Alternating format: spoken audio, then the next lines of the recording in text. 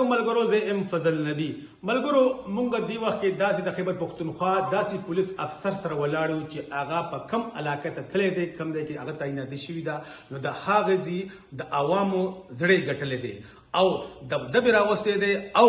یری راوستی په هغه خلکو باندې چې کم د معاشرې دپاره ناسور دي. هغه پولیس افسر چې په کم ځای کې تعینات شوی دی څنګه چې ماته نو هغه ځي د هغې د جرم پیشه خلکو هغه علاقه پریښې ده. یقینا ملګرو زما ذکر دی د پولیس افسر د ځوان پولیس افسر د خیبر پښتونخوا فخر عدنان اعظم صاحب. عدنان اعظم صاحب وړومبې ته موږ د دې په غیرتمندې خاورې باندې خرکلی وایو چې تاسو دوباره بیا تعینات شوي او په داسې وخت کې تعینات شوي چې په دې وخت کې د جرایم پیش دغه چې کوم نه شرع چې کوم نه هغه د ډېر باندې پیک باندې ده. دې وخت تاسو لکه څه وایي په دې خلکو ته تاسو څه پیغام دی لږ مونږ ته ووایئ. بسم الله الرحمن الرحیم. ډېره مهرباني فضل نبی بھائی. انشاءالله څنګه چې تاسو وویلې نو مونږ خو کوشش دا دی زما پوسټینګ دلته کې شوی دی ایز ا ډي ایس پي پبي او د علاقې مطابق چې دی ستاسو په تر باندې چې تاسو هم راغلی نو د علاقې عوامو ته هم زه سلام کوم چې کوم د پبي تحصیل پښتانه غیر عوام دي او دی به مخکې موږ سره دلته کې کوآپریشن کړی دی. باقاعده امید ساتم تمه ساتم چې بیا هم پولیس سره کوآپریشن کوي. دې سره څنګه چې تاسو د کرایم بابت کې خبرې وکړئ نو کرایم چې دی کرایم په هر ځای کې کېږي او پولیس چې دی د پولیسو د هغې د کنټرول کولو لپاره وي موږ د ډیوټي چې جایل کړې ده د دې لپاره چې موږ کرایم کنټرول کې کار کوو. انشاءالله موږ به دلته کې تاسو ته یو ښه سموت ماحول درکو. کوشش به مو دا وي چې یاره په علاقه کې کوم کرایم دی خو هغه د منشیاتو بابت کې دی، هغه مطلب څه چوري چکاري دی یا مطلب دا دی هغه نور داسې څه کرایم دی چې د هغې نه پبلک ته تکلیف دی او هغه مطلب دا پبلک پریشانه دی. نو انشاءالله کوشش به زمونږ دی چې دا مونږ بالکل ختم کړو او زمونږ د ډي پي او صاحب جناب عبدالرشید صاحب چې کوم ویژن دی میشن دی دغه حساب زمونږ د جناب آر پی او صاحب مردان او زمونږ چې کوم آی جي صاحب نوې پوسټینګ شوی دی راغلي دي هغې د حکم احکامات دي چې یاره زمونږ د کې پي ده زمونږ چې کوم دی د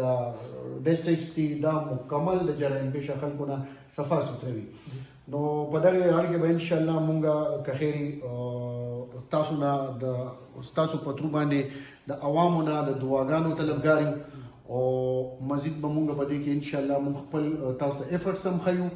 او تاسو هم کتېدل چې یاره دلته کې زما دا دویمه ورځ ده په دې کې مونږ دلته کې ښه کافي کار وکړو. په مجرمان اشتیاري کې مونږ پکې مجرمان اشتیاري ارست کړل، د هغې نه علاوه په منشیاتو کې پکې مونږ ښه کافي کار وکړو. نو ستاسو په ترو باندې زه چې کوم دی د تحصیل پبي عوامو ته دا میسج ورکوم چې اسلحه کلچر مکمل ختم، په دې باندې بالکل کمپرومایز نه وي. کم ځای کې خو قبضه مافیا وي یا کم ځای کې مطلب جرایم پیشه افراد دي چې هر قسم دي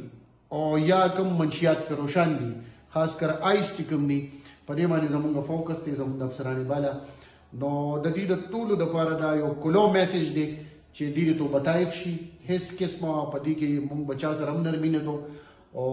باقاعده د هغې خلاف به مونږ پراپر چې کوم دی ښه تابړتوب کاروایانې کوو او هغه به تاسو ته انشاءالله مونږ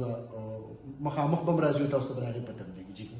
یقینا ملګرو تاسو د خبرې واورېدې، درنې خبرې واورېدې. یقینا د هغه پولیس افسر دی چې د دروازې د هر د شرفا دپاره د هر د عوامو دپاره هر وخت کلاوي. دې وخت کې مونږ موجود دې وخت کې 9 بجې د شپې 9 بجې او دا هغه دغه چې کوم دی نو هغه پولیس افسر په خپل دفتر کې دې دپاره